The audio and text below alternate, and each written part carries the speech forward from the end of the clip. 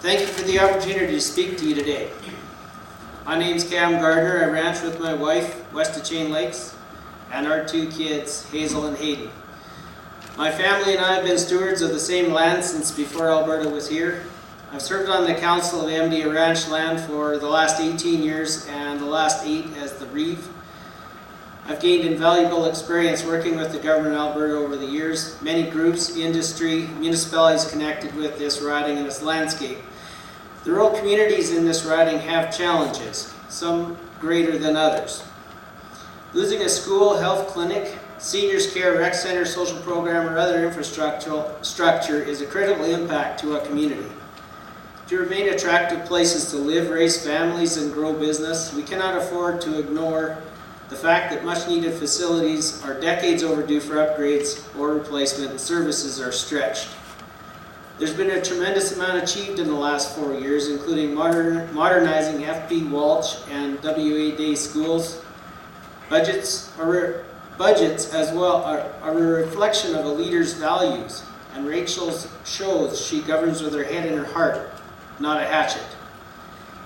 Kenny is choosing the largest tax giveaway in Alberta's history at $4.5 billion. Over health care, kids' education, seniors' care, he's planning to sell public land and pushing American-style health care.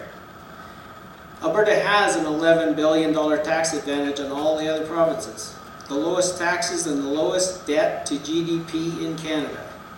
Taking less in revenue is not how anybody in this position pays debt. Scrapping the carbon tax would result in climate change action being imposed on Alberta, and we find ourselves once again sending money out of Alberta, either through spending millions to lose legal battles with Ottawa, or because of retaliatory tariffs on trade by foreign countries.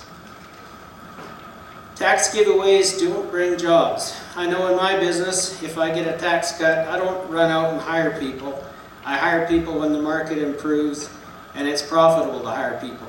Trickle-down economics are a proven failure and don't work.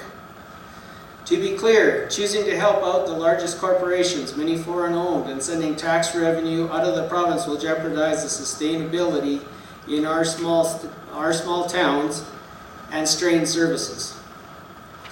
Agriculture is one of the largest economic drivers in Livingston Macleod. The towns in this riding are surrounded by 3.5 million acres of land with a large footprint. Big industry wants the option to pay farmers and ranchers to take carbon out of the air and put it in the ground where it'll do the most good. It means more healthy watersheds and millions in capital flowing into the local economy and fighting for the framework to make it happen. We can't do this with a leader who doesn't think climate change is caused by humans and refuses to counter its effects. Supporting all the other industries to keep our economy strong is critical, including green energy technology, tourism, small business, oil and gas development, and mining, which are all key to providing opportunity, local jobs, and revenue for municipalities.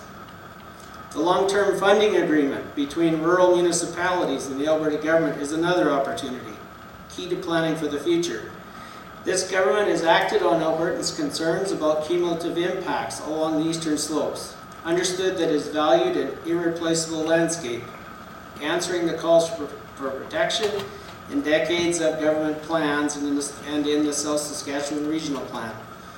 I'm supporting Rachel because I trust her, and as much as it may be tempting, I don't believe we can hide behind a firewall and pretend that the world isn't changing.